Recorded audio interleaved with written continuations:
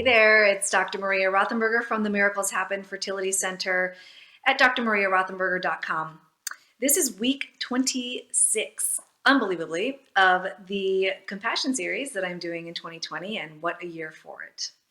This is based on this book, A Year of Living with More Compassion, where we have a week for one quote and a compassion practice to help elevate our ability to be compassionate toward ourselves and toward other people, because we need it. We need it always, but certainly this year as well. This year is special. The quote this week is by a patient of Dr. Ron Siegel. Ron Siegel is an author of many books about the brain and how the brain works, and does a lot of compassion work. So the quote is, "Love thy neighbor as thyself is more than a commandment. It's a law of nature." Isn't that cool? We're continuing this theme of non-judgment from the past few weeks, or a couple weeks we've been talking about that. The theme that they have noted here, loving self and others, quieting the judgments. I often talk about this with people when I ask them to do things for fertility, like yoga and things like that.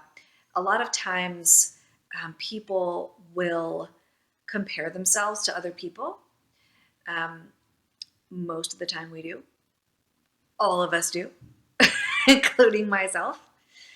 You know, we look at how they're doing and what they're doing different, and most of the time it's what they're doing better or what they're getting better.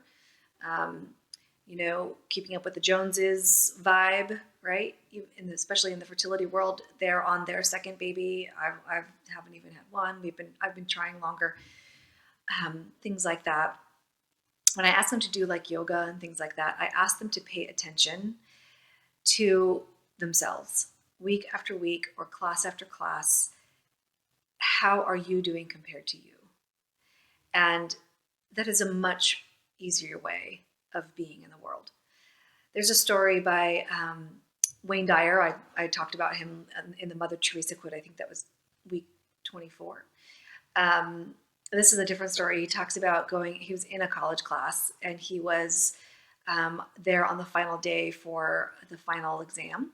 And there was one question on the exam. The question was, a highly actualized or a self-actualized person, which is someone who's reached enlightenment, walks into a party. And everyone at the party is dressed to the nines, gowns, tuxedos. He's wearing a t-shirt and jeans. What does he do? And so the professor leaves, and all the students are furiously writing down, what he would do. He would go home and change. He would stay there as he is, just wearing his jeans and t-shirts, because he's just comparing himself to him. He feels comfortable. It doesn't matter that he's underdressed. Everybody has these different answers. Well, the professor walks in, and they all start talking about, he asks them to process their answers, and he says they all failed.